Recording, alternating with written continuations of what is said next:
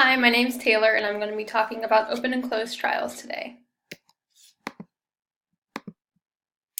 So, an open trial is court proceedings are presumably open to the public and the press if logic and experience dictate openness.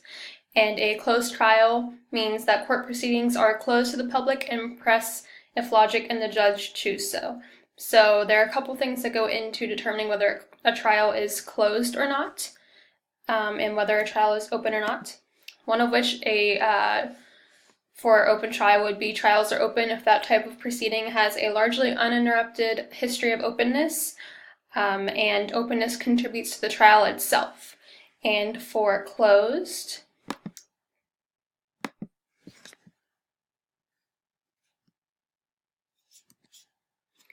before closing a courtroom, a judge must determine if the following are crucial to the case. So if by keeping the trial open, the proceeding may not be fair, there is no other option that would eliminate the threat to fairness. The case can be closed to protect a juvenile, and the case can be closed to protect a sexual assault victim. Which brings us to our case. So our case is Commonwealth versus Michelle Carter. This is a very recent case. So in July 2014, the body of Conrad Roy was found inside his truck after dying of suicide. It was later found out that his girlfriend at the time, who's pictured above, Michelle Carter, had been in contact with Roy prior to him taking his own life. In fact, Carter was encouraging Roy to do it via text message. They had been exchanging text messages back and forth for a few days prior to that, where she had been encouraging him to take his own life and mimicking how he wasn't doing it, and etc. So in 2015, Carter was indicted as a youthful offender rather than a juvenile, which meant that she was able to be sentenced as an adult rather than a juvenile. Carter was found guilty of involuntary manslaughter and was sentenced to 2.5 years in prison. And while Michelle was still tried in juvenile court, despite being a youthful offender, the proceedings were public.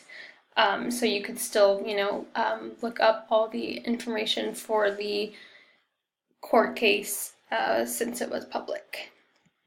And for the conclusion, this case was important because it involved a minor being tried as an adult.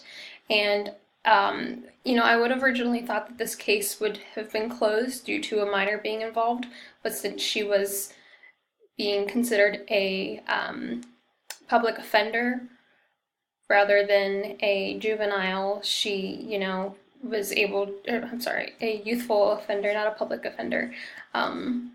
She was able to have the open trial, which I think was important to the case because this is very unique.